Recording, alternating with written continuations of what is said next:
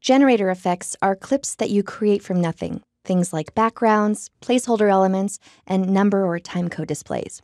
Let's take a look. I'm going to go into my 9.9 keyword collection and load generators begin.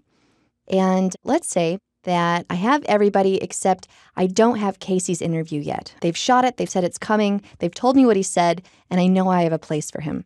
So let's open up the generators browser.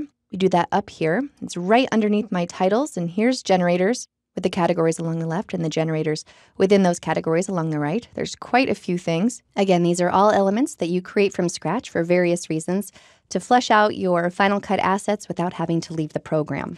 So my placeholder is under Elements, and it's this one right here. So I'm just going to bring it down to this gap clip that I've created, and I'll release, and I'll choose Replace from Start. So by default, the placeholder consists of a man and a woman on a sunny day, and I don't really think that's representative of what I'm going to be putting in. So I'm going to open up my inspector, Command 4, and I'm going to click on the Generator tab, and let's change our framing to a close-up. We know it's one person and that he's male.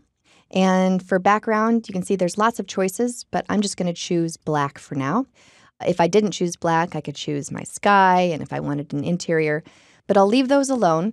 And to remind myself what this interview is, I'm going to check View Notes, and then I can just double click and enter my notes in here, which I will do. I'm just going to do Casey Interview, and notice that also opened up the text tab on my inspector.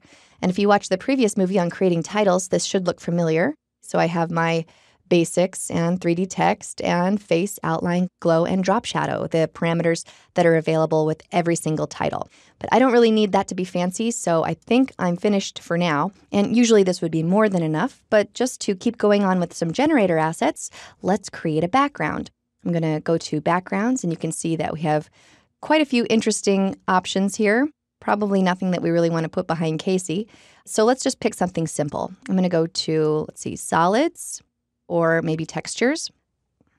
And this gradient is something that I use a lot. So let's go ahead and mark my clip. To very quickly mark this, I can press X, and I've marked my in and my out.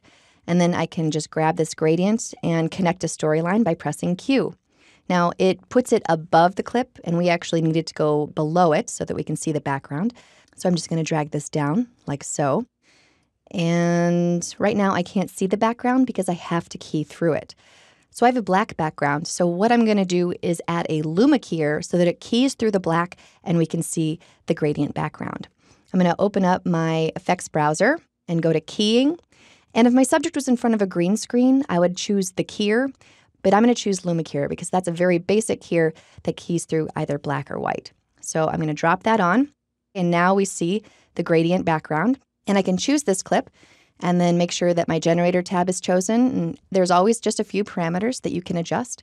So I can come in here and make it different color if I like. I can change the gradient type. If I want to swap this background out, I certainly can. Maybe we do want something a little more complex. I'll go to Backgrounds, and let's go ahead and grab Flow. So I'll do a replace edit, drag and drop right on top, and do a replace from start. And now I can select it, come up to the generator tab, and change this however I like. So I think we gave our placeholder way more attention than most people do. But you know what? It allowed us to demonstrate a couple of different generators. Now, if I wanted to bring these into one compound clip, I could do that. So I can select those and then right-click and choose New Compound Clip or Option G. And I'll just call it Generators. And now it collapses, and I have both of those elements in there. Of course, I can double-click to go inside and edit it further if I want to.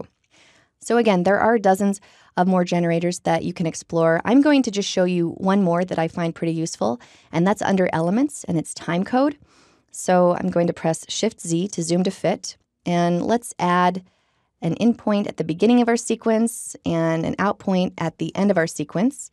And then I'm going to take my timecode, and let's perform a Connect a Storyline edit, Q. And so it goes right here above my sequence. Now, if I wanted to export a version of this without the timecode, that's easy. I just select the timecode and then press V to disable, and it's gone. I no longer see that. But I'll press V to enable that again. And I'll just come in here and edit a few things about my timecode. I can grab onto this and drag it to the lower right if I want to. Maybe I want to increase the size a bit. And then you can also change what time code you're actually showing. Right now, I'm showing my project time code. But if I change this to source, for example, then it's going to show the source time code for my topmost video clips. I'm going to go back to project, though, and I'm fine with that. So definitely feel free to play around with all of these various generator effects so that you can become accustomed to all of the options you have in creating something from nothing.